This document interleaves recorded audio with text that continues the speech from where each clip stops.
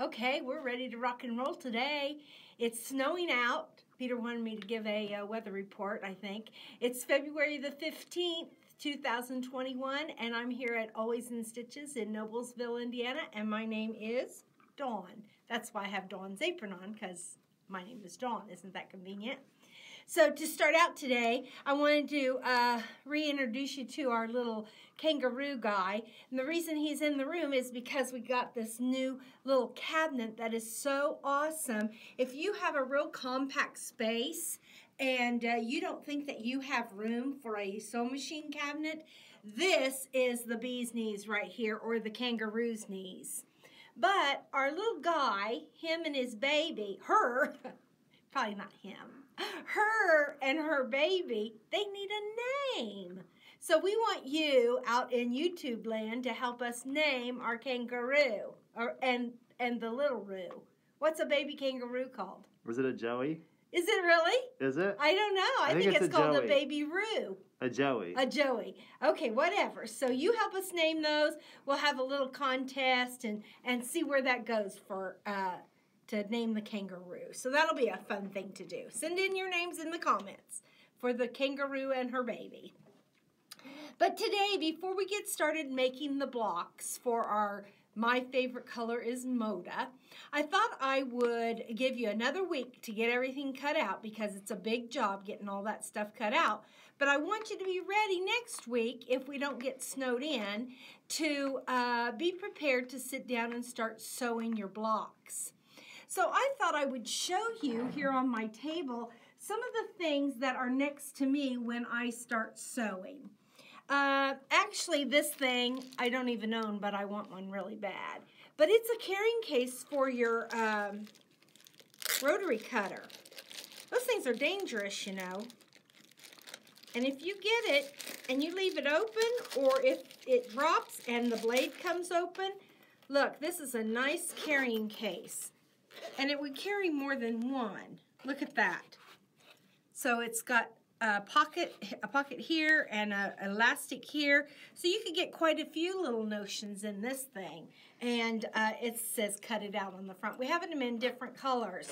But I'm going to get me one of these next payday so that when I start going to retreats and stuff again, I'll have something to put my rotary cutter in. And I won't be losing it for one thing, and I won't be dropping it on the floor cutting somebody's foot.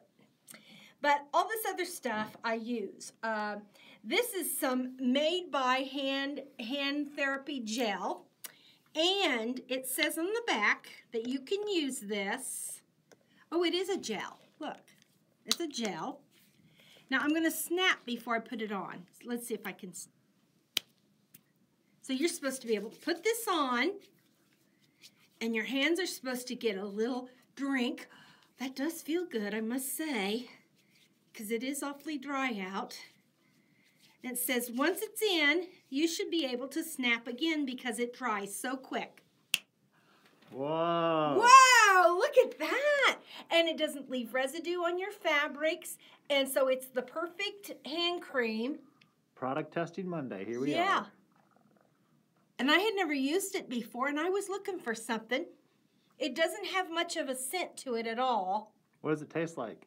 I don't know. I'd have to ask my dog. He loves to lick off my my lotion. Okay, so let's, first of all, snips, okay? When you're sitting at your sewing machine, even if your sewing machine has an automatic cutter, you still need some snips.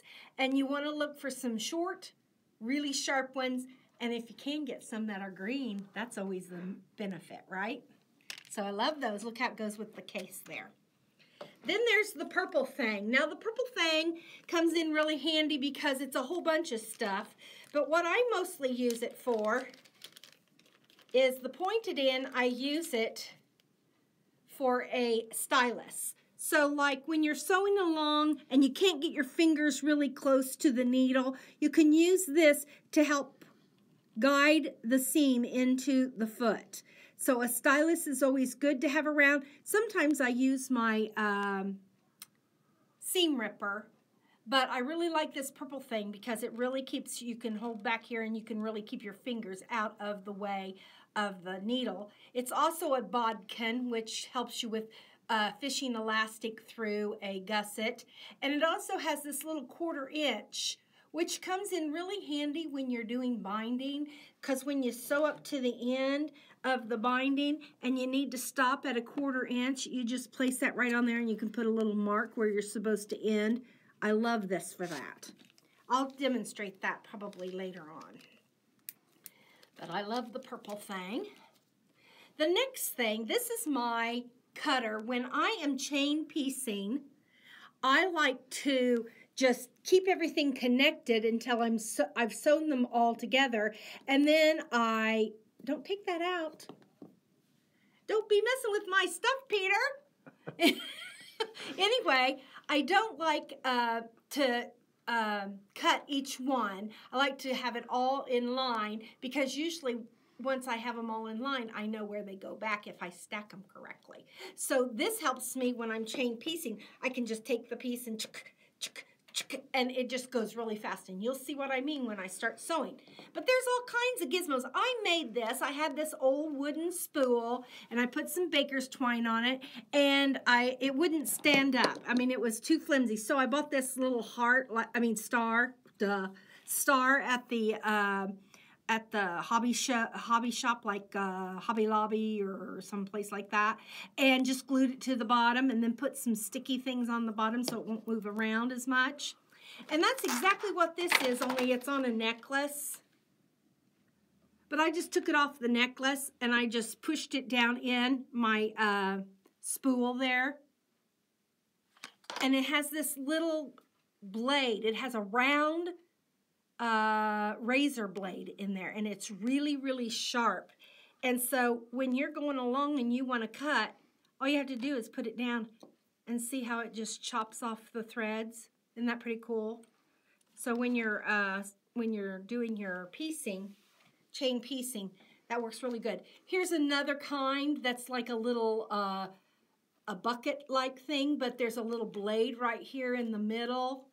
Does the same thing. So that's that. Bobbins.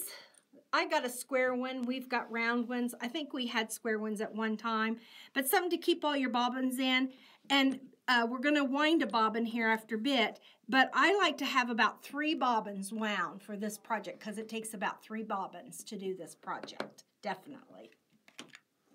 I always have one of these near me. What it is a periscope with a magnet on the end, because look down here. I thought it was one of those batons to beat people. Well, it could be. You just watch out, buddy. Okay, look down here on the floor. I'm going to just look at that. I picked up that pin, lickety-split, didn't have to get out of my chair, didn't have to bend over. Now Peter can go barefooted if he wants, because you can just move this around and it'll pick up all the pins that are on the floor. Somebody needs to vacuum this floor. Okay, so there's that. I love to have that near me when I'm sewing. Speaking of pins, you got to have some good straight pins. Now, I like my straight pins thin and flexible. Thin and flexible with a glass head, because if an iron should touch it, I don't want it to melt. So glass head, thin. These are my very favorite ones. Clover 2507 patchwork pins in the fine. Those are my very most favorite ones. You can see they're right here in my pin cushion. It's the only straight pin I use unless I'm appliquing, and then I'll go to an applique, small applique pin. But this is my favorite pin of all pins. Now, to keep all my gadgets in, I have one of these stash and stores I brought from home. So like if I wanted to put that there and wanted to get out my purple thing, I could put my purple thing in there. See that? If there's several different kinds of seam rippers. This is my favorite, this clover. Those clover people, I tell you what, they're the bee's knees. What I mostly like about this one is it's flat. It doesn't roll around. Right. I love that. But what I also love is that it's very flat and thin right through here, and it's extremely sharp. It's extremely, extremely sharp. and it stays sharp a long, long time. Of course, you know, I don't use mine very much. I've got my toes crossed, okay? But it is a nice seam ripper, and it has this nice little cap that goes over it. You have to know how to put it on. I want to go, oh, there it is. Okay, and so I just put that down in my little thing, too. Now, the other thing I love is these. Is now, that we're chewing out of gum? No, it's not chewing gum. Oh. It's Oh So Clean brush and cloth set. Now, what I love about this is, well, first of all, it comes in this cute little box. I just love this little box.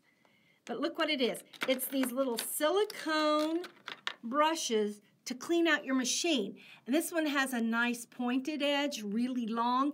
And then this one has a little flat edge. And they're silicone-y, so they get way down in there and really get it out. So I always like to put my brushes there. And then here's a little cloth that'll clean off your screen. If you have a computerized sewing machine and you've got a computerized screen, this cloth will clean it off. And I'll tell you what, fabric dust gets everywhere. So I like to have this by my sewing area all the time just to give my sewing machine a little dusting off every time I finish using it. So I think that's really a fun thing. And then if you don't want to keep it in here, you've got a nice little box. But I like to keep mine in here, so when I'm not sewing, when I'm traveling. But when I'm just sewing at home, I just keep it in my little stash and store. Of course, the stash and store comes in all colors. Just so happens I've got a red one. I don't know why. This is a little coaster. Of course, everybody, you know, likes to have a drink near them when they're drinking, when they're sewing. This is the one I made for my sewing room, and it's just a sweet little coaster. But if you don't want to make one, we have little coasters that have cute little sayings on them. That's kind of nice. Something else that I always need, and I love having this because every time I get a snag on my nail, it just bugs me and bugs me and bugs me. So I always like to have a little emery board in my sewing, by my sewing area. Another thing that we're going to use that's kind of, here it is, a little unique is we're going to use this Quilt in a Day 6.5 inch square up ruler. It does come 9.5 inches. Probably can't see that because there's nothing behind it. There, can you see that better, Peter, or not? No? No. Okay, it's not showing up. Well, just trust me. But it's just like the 6.5. That's what I was going to say. Just trust me. It's exactly like this, only it's 9.5. Now, I use this one the most. It's not very often that I have to square up a triangle that's bigger than 6.5. Okay? If I do, I can always use just any square ruler. But you're going to see why I love this ruler so much. I love this ruler very, very much. How much? Well, a lot. I love it a lot. I use it probably, I would say, if I don't use it every day, I would probably say I use it at least 3 times a week. Wow. I mean, That's a lot. It's always one of my go-to rulers. And you'll see why if you make a lot of half-square triangles and you don't use foundation paper. This is a great, easy way to square it up. And you're going to learn how to use that. I'm going to show you. Another thing that I need in my sewing room is this painter's tape. It can be any color you want. They make them so fancy now. But I just use that regular blue, low tack. It's not real tacky, but yet it's got some tack to it. Okay, so that's why I like this blue. It's made by 3M. We don't sell it here. You just get it at the hardware store or Lowe's, or you can probably get it at Walmart or Meijer or any place like that. And then I want you to have a little bit of packing tape. And you're going to say, man, what is she doing, sending out packages? No, but I'm going to show you the reason to use these, and you're going to be flabbergasted. Is that a word? Flabbergasted? Yes. It is? Yes. I thought maybe that was a Hoosierism. Okay? Nope. No. Okay, you're going to be flabbergasted when you find out what we're going to use this for. Pretty fun. Of course, you know I can't sew without my marker. I love my marker. And then I like to have a mechanical pencil. And then, of course, you know I have this to clean my iron with, my natural fiber hog hair brush. I've got my glue stick. You know, I've got all that with me. My best press for when I sew. Then I want to talk to you about this. Does anybody in the world know what this is? Oh, I can't open it. Oh, darn. Okay, well, here it is. It's going to tell you what it is. It's a tailor's ham. Now, does that mean that tailors like to eat ham when they're making suits? Well, I don't know. But if they want to press open their seams around their shoulders and any curve that they may have, like the crotch of your pants or the sleeve of the shoulder of the jacket or whatever, they would use their tailor ham to open the seams. There's also one that's shaped sort of like a hot dog, a big gigantic hot dog. And it's for sleeves, if you want to press open sleeve seams. Then there's also a clapper, a tailor's clapper. And what that is once they would open the seam, the heat of the iron, they'd have to leave it sit there for a little bit so that the heat would evaporate up off of the cloth and that the seam would stay flat. If they moved it too fast and it was still hot, the fabric wouldn't keep its memory. It would just lose the seam, would go back together. So somebody somewhere, like in the 1800s, decided that if they had a block of wood, and it had to be hardwood because of the moisture from the steam and from the heat, they didn't want the wood separating. So they used a hard wood, and they made this what they called a clapper. Not like clap on, clap off, but you know what I'm saying. It's a piece of wood that's kind of shaped in an oval shape. And what you do is when you press open your seams, you would lay it down on the seam. The wood would absorb the moisture and the heat, and in a matter of 3 seconds, they could lift it off, and the seam was set. So the tailors had 3 things that they would use to press their seams, and that was a ham, a sleeve ham, and the clapper. Well, today, of course, you know, technology and all that has come up with this device. I love this. I sew with this every single day, but I always press my seams open. I'm going to go get one of my blocks right here. I think I'll go over here and get one. Get one with lots of seams.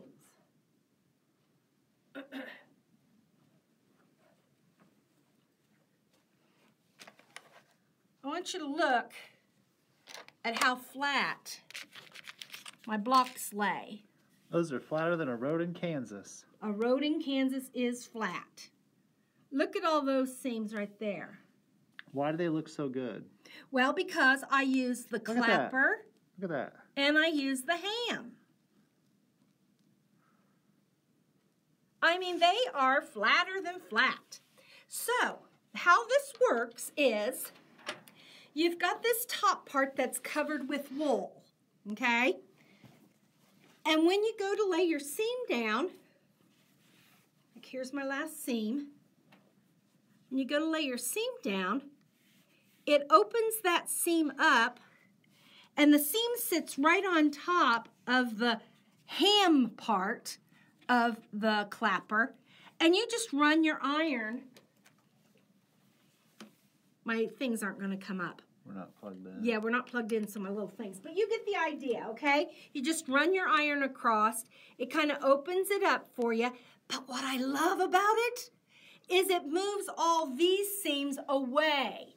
You know how when you're opening seams, the next seam gets caught in your iron. And it gets closed. And it gets closed up. And then you go to iron it, and then the one below it gets closed up. But see how this one, it just holds the seam right on top?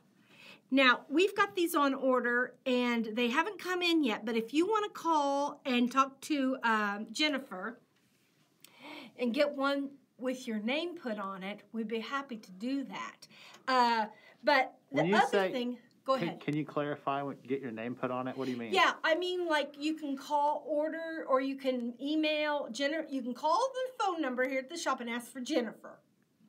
Or you can go to orders. Oh, no, you can't go to orders online because it's not on the website because we don't have them in yet, right? You can email. But you can email orders@alwaysinstitches1.com. And it's in the links. You know, if you go to that little gray arrow below my demonstration here, my little screen, and there's a little arrow, you can go and you can find that link. Orders@alwaysinstitches1.com.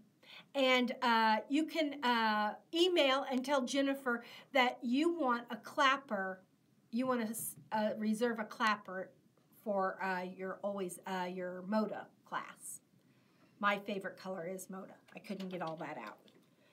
Okay, so once I have this pressed, that's my ironing noise. Where's your vintage iron? Yeah. Where's my little vintage iron. Yeah. It's over here. Let's use it. Yeah, let's use it. Oh, Peter, you're a genius. You're just a genius, well, Peter. Well, we do have that.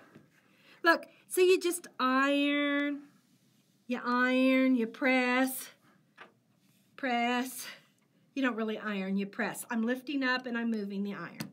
Okay, and then as soon as you get done, you pick the clapper up and you put it and you lay it down on the seam. And you let it sit there about 3 seconds while you're doing something else. Okay? You could even be ironing the next one. And then lift it up and put it back down.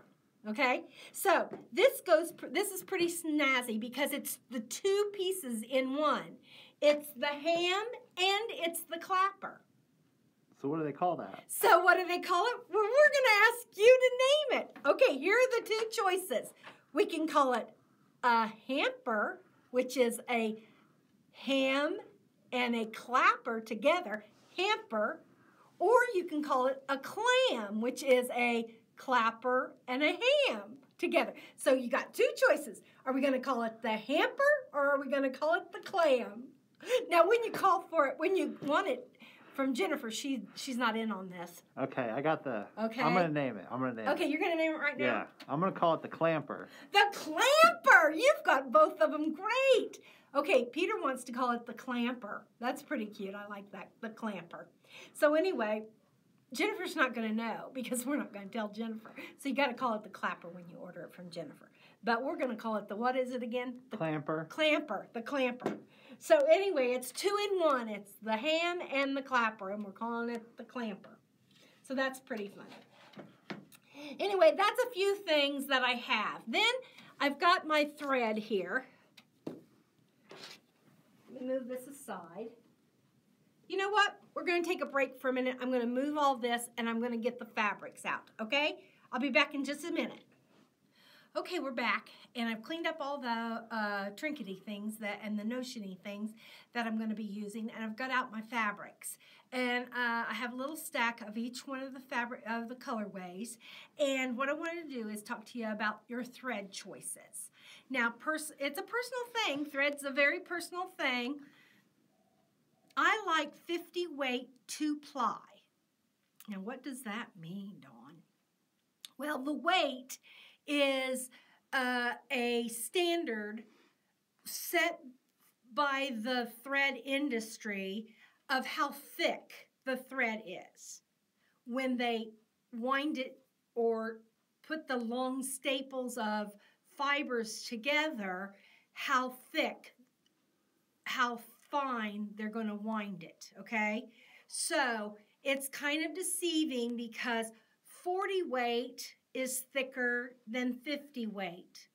And 50 weight is thicker than 60 weight. And then you've got 80 weight that is really, really thin.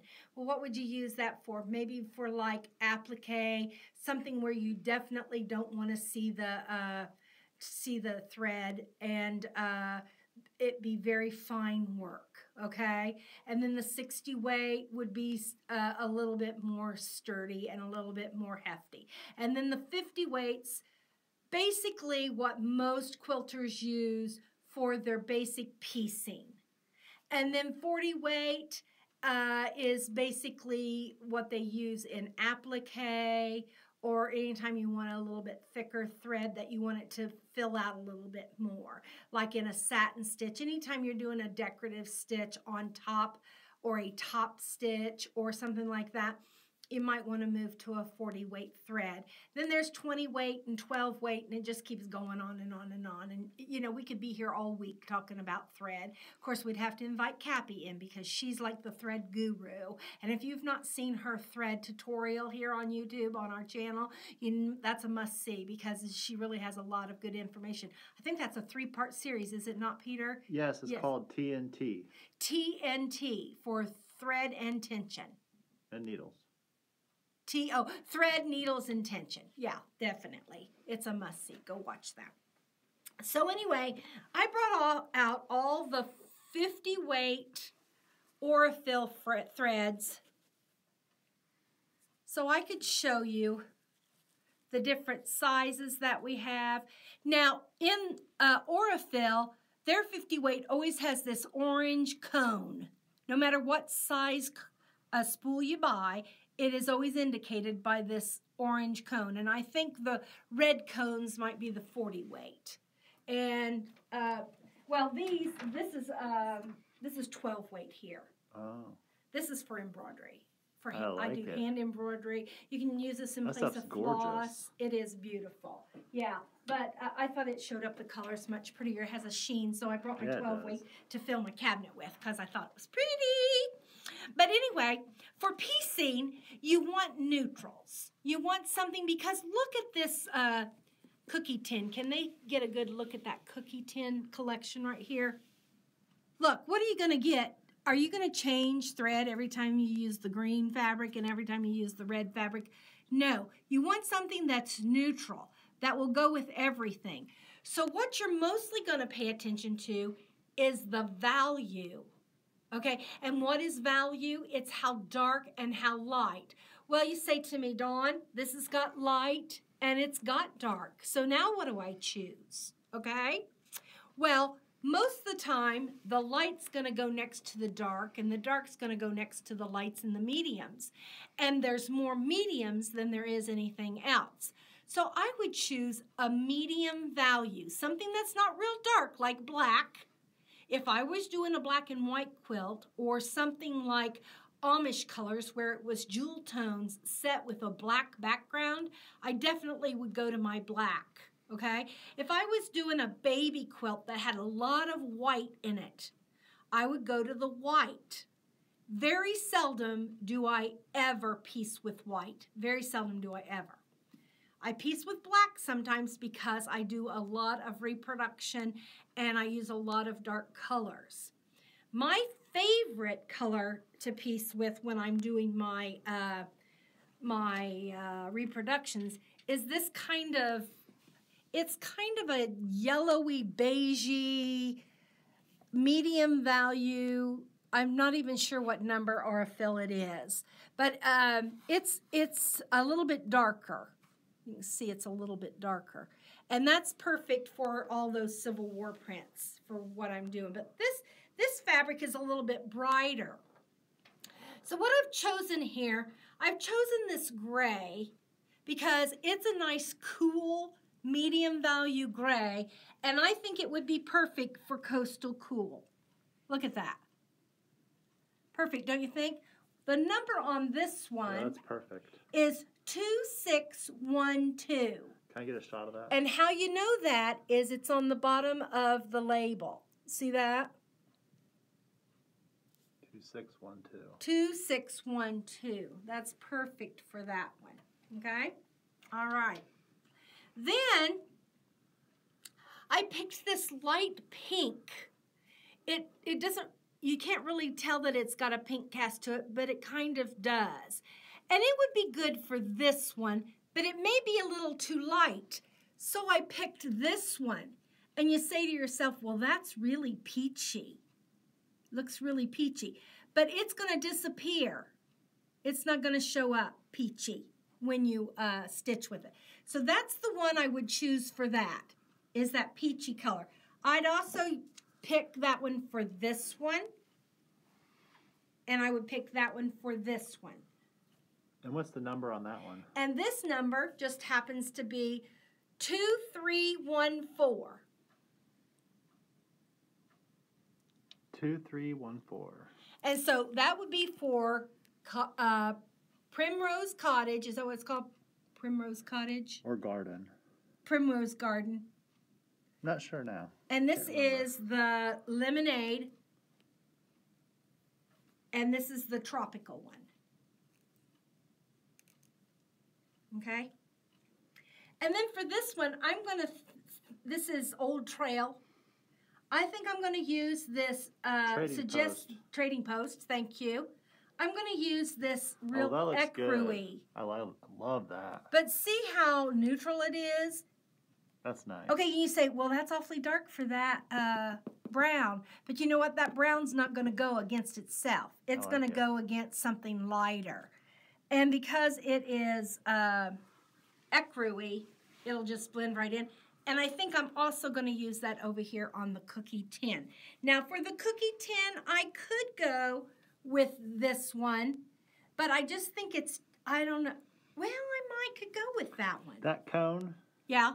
For Trading Post, is that 5011? That is 5011. Yes, it is. 5011 for that color. 5011 is that color. I still think I would use that over here on the cookie tin. I like it. I like it too. So, look at all the different sizes. I might as well just get the cone because I don't like replacing spools. You don't? I get a favorite thread. I want to have it. I don't want to mess around whether they'll have it or not have it. So I love just having a cone. Right. Well, if you get one of these and you wind 3 bobbins, then you don't have any left to sew with. Exactly. So this would be if you're just going to mend. You know, if you're going to mend something. Button. I got a shirt button. Yeah. So I'd use a 40 weight for that. I wouldn't use 50 weight. Yeah, yeah. Is that why my buttons come off? Yeah, that's why your buttons come off.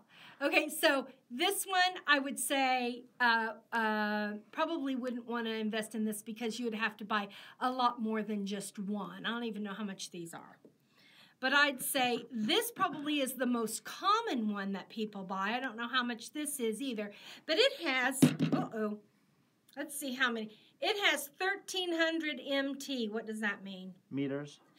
1,300 meters. And that one's priced $13.99. Oh, it is? Okay. This light colored one. $13.99. So that's how much these are. As of today. The price could change in the future. Yeah. That's why we always give the date at the beginning of the YouTube so that they know what year we're in. Because if you're watching this 10 years from now, this thread's going to be like $50 a spool. No, I'm just kidding. I don't know. I don't know that. I'm just kidding you. Well, lumber's gone up already 30%. What has? Lumber's gone up 30%. Lumber. Well, we're in a pandemic. Cotton's next. A pandemic. So, okay, this one is $50. I love it. Oh my gosh, $50. Do you know what? You should save your pennies and buy this size. I'm not kidding. If you sew a lot, if you don't sew a lot, if this is the first quilt you've ever made, or this is going to be just a trial, or this is the biggest project you've ever done, and you don't think you'll be doing big projects like this again, by all means, suit your needs, right? But this is so much more economical. This has, let me see, 5,900. That's me all day. 5,000 compared to what was this one? 1,300. 59, almost 6,000. Almost 6,000 meters on this. Oh, but my sewing machine won't hold that. Yes, it will. Guess what? We've got this little cone holder here. What you do is, I'm not going to take the plastic off because they'll want to resell this. But anyway, you set this here, you bring it up, you bring it over here, and then you thread it into your machine, and it works perfect. Perfect. Any machine can have a cone of thread just with this. So, Peter, why don't we go over to the sew machine? Okay. I don't want to get up. Oh, you don't? Okay, I can. Well, just roll your chair over. Oh, that's right. I got one of these fancy. Look at my chair. Look at my chair. I got one of those fancy chairs you're sitting on. Yeah, see? I love this chair. I'll tell you why. First of all, it's cute as a button. How did I know you were going to say that? And then look at this. Okay, see, this is not your chair. all my stuff. Because you would have this thing filled, packed. See, all my stuff that I just showed you. See? There we go. That's more like it. Can just sit right in here. Or you can put your ham sandwich in there for lunch later. For lunch, exactly. Except it might get a little warm. But look at this. Look at all the stuff I can hold in here. I mean, gee willikers. So you could keep a ham and cheese sandwich warm. You could. There you go. Isn't that awesome? Mostly what I would keep in there usually is my manual. Okay? So, anyway, nice chair. We have them that go up and down. I'm on the hydraulic. Yeah, you're on the hydraulic one. This one is just a standard stand-still one. Okay? Let me move you over there. You're going to have a name pretty soon, little buddy. Move all this stuff. Okay. Wow, that is a beautiful machine. Isn't this nice? Now, this is a basic, fundamental 14-pound machine. I would call that Singer basic. This looks much more advanced. See the one in the background? Oh, Peter, you're hilarious. Yeah, you probably sew on one like that at home, don't you? No. No, okay. Anyway, this is the Janome. I would consider this a very basic beginner machine that has some luxury to it because it's the 4120 QDC. Now, that just means that it's a quilting. It comes with quilting accessories and different things. I don't have it plugged in or anything because I'm not going to really show how to run it today. I'm going to save that for our piecing when we start piecing. It's got a little cutter there. I always have a little piece of fabric by me. This is the foot I love. This little foot is clear so I can see through it. It has all these markings so I know where the the needle's up here. This is a 1/4 inch from the needle. This is a 1/4 inch from the needle. And I also have one of these little guides that I can replace this one with. It's a whole different one. But it sits in the middle. It sits right here. So if I want to quilt in the ditch or sew in the ditch, this little guide just rides the ditch and the needle just follows it, because of the way that the guide sits in the foot. Isn't that pretty cool? So this is a really versatile foot. I love it. So when I'm doing 1/4 inch piecing, I just put this one on because it rides along the 1/4 inch right there. That's a 1/4 inch from the needle. Isn't that pretty cool? I think that's pretty cool. It comes with a 1/4 inch foot, but you can't see through it. Now, is this an add-on? Is this what you bought separately? I bought that separately, It comes with its own 1/4 inch, Here's but you what can't it comes see through with. it. Here's what it comes with right here. See, this is the 1/4 inch foot that is the standard 1/4 inch foot. And it also has a 1/4 inch marking here. But you can't see through it, and I like to be able to see, okay? And this is the one I was telling you about that rides through the middle. So it's like and you can replace that one with this one. And so that is called a Clearview Quilting Foot and Guide Set. And for the Janomes, it's $20.99, a very good investment. So I just keep my original one in there and my other little wing guide or whatever that thing is called. Okay, there's that. And then always with my Janome sewing machine, I always use a Janome needle. And the blue tip needles are the kind of standard needle that you're going to use for cotton fabrics. And it's a blue tip needle size 11. And the reason that you use Janome needles with a Janome sewing machine, I'm told that they're a little bit longer. So if you want your needle threader to work, see how I have a little needle threader there? For the length of the needle to be correct and for this to work, it has to be a Janome needle, okay? I always thought that needles were the same, Schmidt's needles and all that. but evidently not. Cappy says it, I believe it. So there's that. This little machine comes with a walking foot. It comes with all kinds of little fun stuff that I don't need to get into because we're not going to use it. We're just going to use the 1/4 inch foot. It also has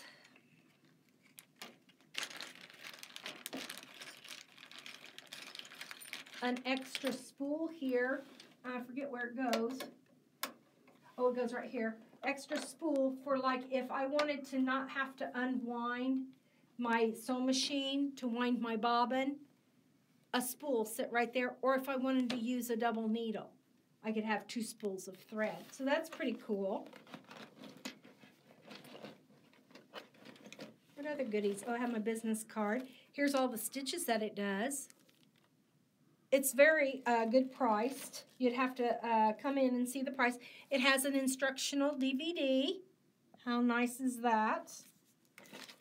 And of course, when we start sewing, I'll show you more about it. But what I wanted to show you today was how this gizmo works. So you just place it right here, right where your thread would be normally, right there. You bring the thread up and over here, so this becomes a little bit of a tension right there. And then you bring it over and then you thread your machine just like you would normally. Okay? Now, here's my bobbin. Where's my bobbin holders? In your chair. Oh, yeah, I put it in my chair. Hey, how convenient is that?